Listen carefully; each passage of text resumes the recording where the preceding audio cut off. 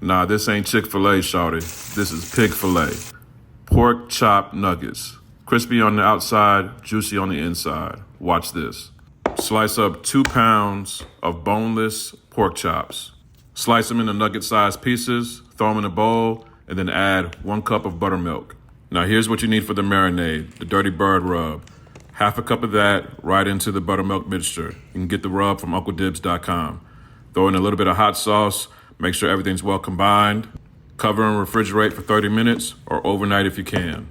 For the dry mix, add 1/2 cup of cornstarch to 2 cups of flour, 2 tablespoons of that dirty bird rub, mix to combine. Grab your pork chop nuggets, and then we're gonna do the 1, 2, 3 method. Straight from the marinade, right into the seasoned flour, and then we're gonna let it rest on a wire rack. Make sure you let that excess marinade drip off so it'll fry evenly. Also, heat your oil to 350 degrees in a skillet at this time. Fry the nuggets in batches, making sure you don't overcrowd your skillet. Fry them for 6 to 8 minutes, flipping every 45 seconds to maintain that beautiful color that we have right here. Once they hit an internal temp of 145, they're done. Now, it wouldn't be pig-filet without some sauce, right? Make sure you hook these nuggets up the right way. Full recipe in the caption, or you can visit the link in my bio.